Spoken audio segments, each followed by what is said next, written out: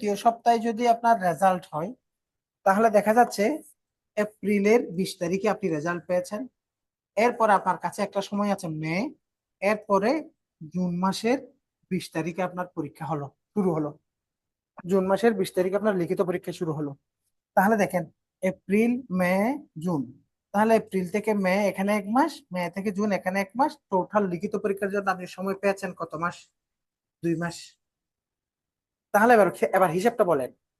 যদি 2 মাস সময় আপনি পান, তাহলে এই যে বর্তমানে ফেব্রুয়ারির শেষ থেকে শুরু করে আগামী বছর মার্চ পর্যন্ত যদি আপনি প্রিলির পেছনে লেগে থাকেন, তাহলে আপনার রিটেনের জন্য আপনি সময় পাবেন 2 মাস। এবং 2 মাসে আপনি পরীক্ষা দিবেন 1200 নম্বরের প্রস্তুতি। আর এই 12 মাসে আপনি প্রস্তুতি নিয়েছেন 200 নম্বরের জন্য, যেটা কোনো পরীক্ষাই না, যার কোনো নাম্বার যোগই হবে না। তার মানে আগামীর যারা যারা 48 কে টার্গেট করে আগাচ্ছেন, তাদের জন্য আমার মেসেজ হচ্ছে, you are to start with written syllabus. Written syllabus দিয়ে পড়া শুরু করা ছাড়া আপনার কাছে কোনো বিকল্প নাই। There is no alternative in front of you. আপনাকে একেবারে টোটালি গুছিয়ে রিটেন প্রিপারেশন নিয়ে আগাতে হবে। যদি আপনি রিটেন শেষ করতে পারেন, তাহলে প্রিলিয়ার মধ্যে আছে। রিটেন যদি 100 হয়, তাহলে তার ভেতরে 30% অংশ জুড়ে আছে ধরেন প্রিলি। অর্থাৎ টোটাল প্রিলিটা রিটেনের সিলেবাসের ভেতরে কিন্তু আছে। আর আমরা যে কাজটা করেছি, তার মানে আমি আপনাকে বুঝালাম বেসিক, আমি একটু পরে আসি।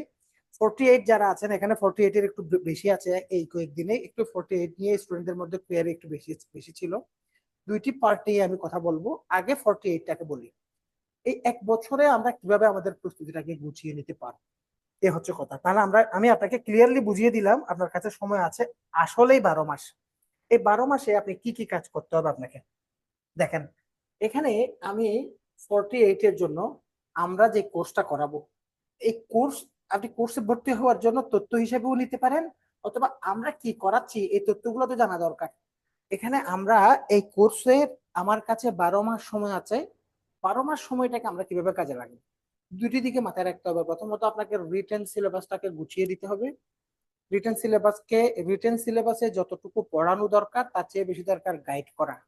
ধরেন আপনি পত্রিকা পড়ছেন, আপনি এক্সট্রা একটা বই পড়ছেন, আপনি ইউটিউবে একটা ভিডিও দেখছেন, আপনি কোনো একটা সোর্স থেকে কোনো কিছু দেখছেন।